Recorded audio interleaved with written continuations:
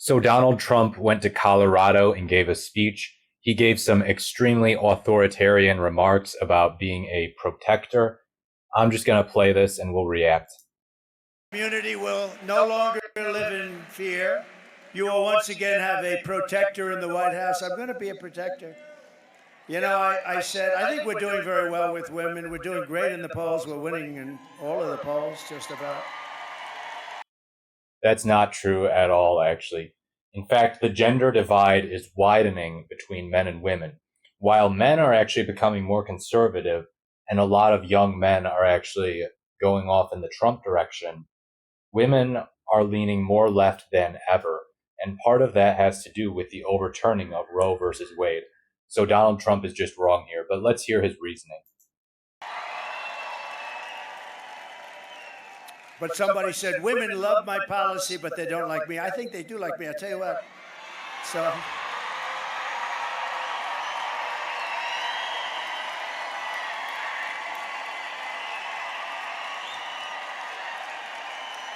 So they said, and I said a week ago, I said, I think women like me because I will be your protector, and I protected you for 4 years. We had no wars.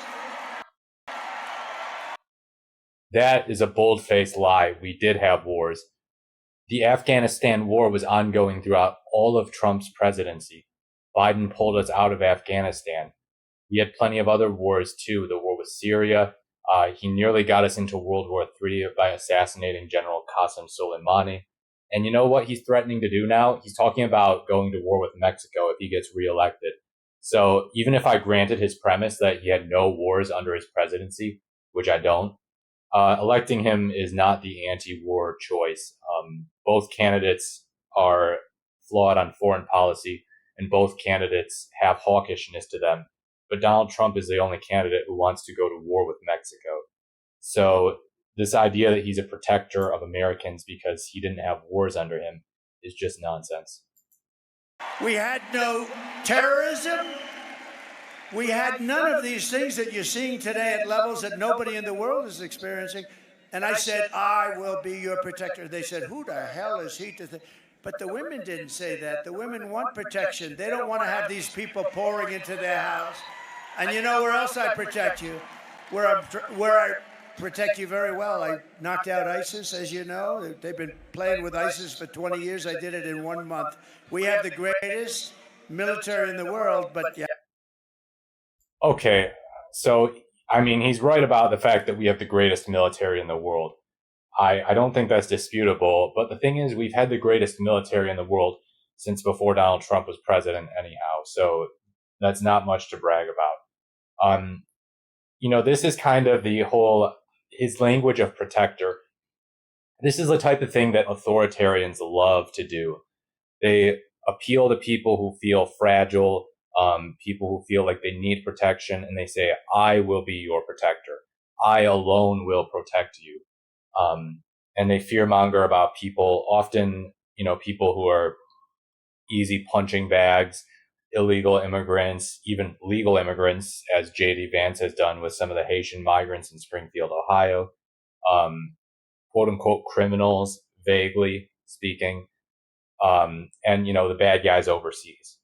They talk about how they're going to be the protector. You are all weak and you need a strong man like me to be a protector. This is straight out of the authoritarian textbook, basically. I mean, if you look up like Nazi Germany, that's what Hitler did. He said, hey, I'm a strong man, I'm a protector. So the Democrats aren't joking when they say, look, the guy is an authoritarian.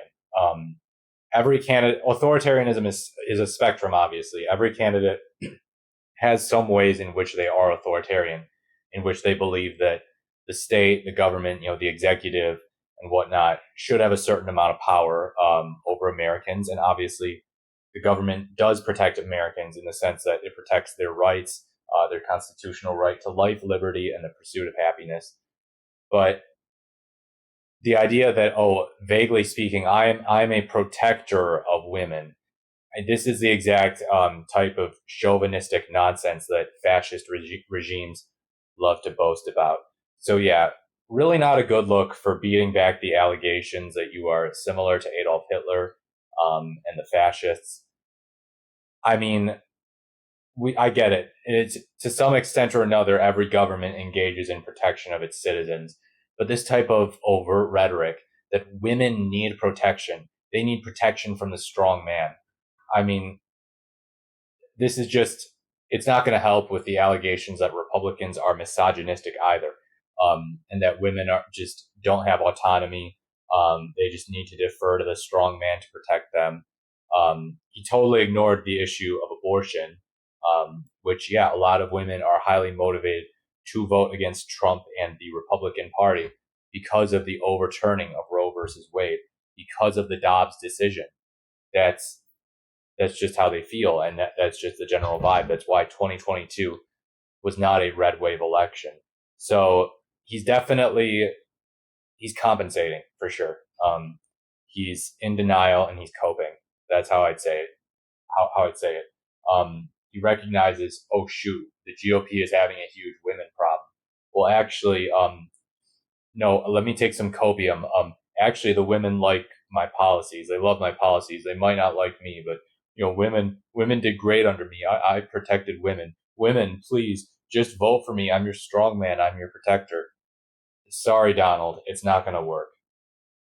As Michael Moore pointed out, a lot of women are really resentful of what the Supreme Court did, and we can obviously debate the merits under the Constitution of whether or not abortion should be something that is protected at the federal level or something that should be up to the states. But you cannot change the reality of how the American voters feel. And the American voters do not feel good about the Dobbs decision. They feel very resentful of it. They feel that something was taken from them. Even if you can make some sort of argument that, well, in your state, you can vote to protect abortion anyhow. It's like, that's not how it's going to happen in every state. So yeah, just a nonsensical, authoritarian, arrogant speech, um, and really not a good look for Republicans. So yeah, if this is your candidate, have at it. But I don't think most people feel like they like being talked down to. Like most people like being told that they need a strong man protector. I think it's really condescending and patronizing. So yeah, if you found this video interesting or insightful, please leave a like, comment, or subscribe. I'm trying to get a lot of election content out this fall, November 2024. Is going to be a long freaking month, everyone. But yeah, October, November, December, they're all going to be long months. Uh, this election is so wild, and I am here to inform you for it. So yeah, like, comment, subscribe. As always, thank you so much for watching, and I look forward to speaking to you in the next video.